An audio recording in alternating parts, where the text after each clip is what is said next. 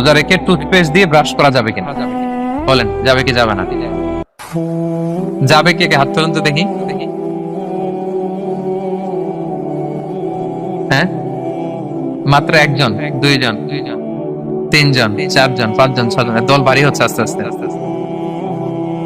হ্যাঁ, টুথপেস্ট দিয়ে ব্রাশ করা যাবে কি যাবে না? হুম, যাবে মাত্র পাঁচজন। আর যাবে না কয়জন দেখি? যাবে না, অনেকে যাবে না, অনেকে হাত তুলে নেই, ভাবছে কোন জায়গায় হাত তুলে কোন বিপদে পড়ি। চুপচাপ দেখি যে কোনটা জিতে। যাবে না? যাবে না, দল ভারী না? যাবে? এই সুন্দর বলছে, যাবে, কিন্তু না করাই ভালো। হ্যাঁ, হ্যাঁ, যাবে।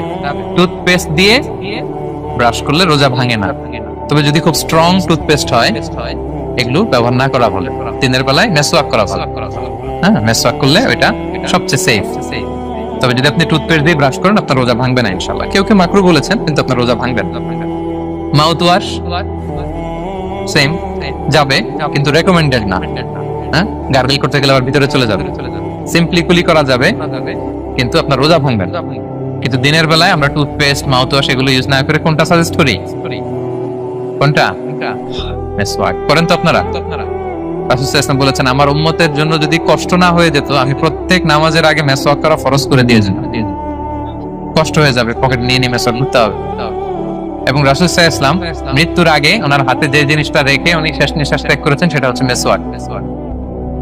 উনি অত্যন্ত অসুস্থ, প্রচন্ড জ্বরে কাতরাচ্ছেন। তখন দেখলেন যে ওনার শ্যালক আব্দুর রহমান রাদিয়াল্লাহু তাআলা আনহু উনি মেসওয়াক করতেছেন। তো উনি ফেল করে তাকায় আছেন, বলতে পারতেছেন না আমাকে দাও। আম্মা জান আয়েশা বুঝতে পারলেন যে রাসূল মনে চাচ্ছেন। তো উনি এটা নিয়ে এসে নিজে চাবালেন। রাসূল সাল্লাল্লাহু আলাইহি ওয়াসাল্লাম চাবায় যে নরম করবেন এই শক্তিটাও গায়ে নাই। আম্মা জান নিজে চাবিয়ে রাসূল সাল্লাল্লাহু আলাইহি ওয়াসাল্লামের হাতে দিলেন, রাসূল সাল্লাল্লাহু আলাইহি ওয়াসাল্লাম মেসওয়াক করলেন। এই মেসওয়াক করার কিছুক্ষণ পরে তিনি ইন্তেকাল করলেন। আরবাউন মিন সুনানিল মুরসালিন, চারটা সুন্নাত, এটা সব নবীদের মধ্যে ছিল। এর মধ্যে একটা হচ্ছে আসওয়াক, মেসওয়াক। মেসওয়াক করবেন তো আপনারা? আচ্ছা।